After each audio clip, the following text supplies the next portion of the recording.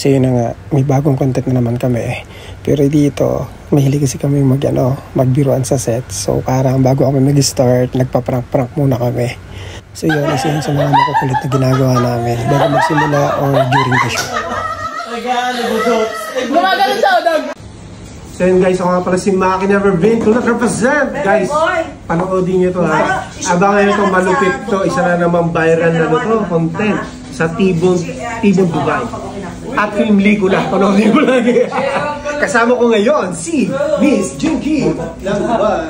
Si Jinky pala. Sama ka. At si Pinaka. Ha? Bawa, naka-nipples. Okay lang yan, pwede yan. You know? Yo, what's up sa inyo lahat? Siya yung director natin ngayon na rapper, na DJ, na lover. Yeah! At siya nga pala yung mga kumakata dun sa iba kong content, guys. Ilang minutes na yun? So yun na nga. Itong shoot na to medyo intense siya. And medyo, let's say, parang naughty ng a little bit. Pero yun nga, masyadong intense tong scene na to sa huling part. Kaya guys, panoodin nyo. Kasi dito ako nasugatan. Masakit siya, promise, dun sa pagdut-dut ni B. Kasi tumama yung kuko niya dun sa pisngi ko. Kaya grabe, sakit, promise, nagdugo talaga. Anyways, pero yung part na yun, syempre, the shoot must go on, hindi ko yung tinigil.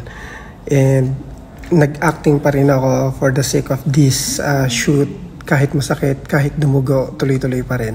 Kaya mapapansin nyo sa mga susunod na scene, pag pinalabas na tong content na to, makikita nyo may dugo talaga siya.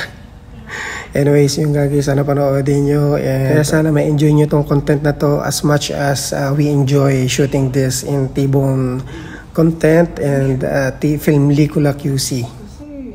Don't forget to share the videos once na napanood nyo. And of course, wag nyo din i-skip yung ads pag nag-play yan sa video habang nanonood kayo. Okay? Kasi malaking tulong nyo para sa amin.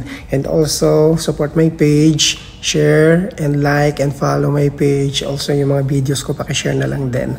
Thank you so much sa laging pag-support sa amin at sa Tibon at sa akin.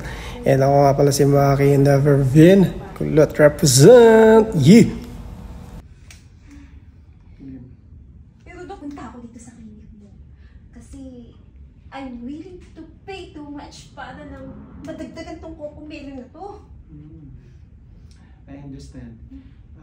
Kailan Jinky, it so happened na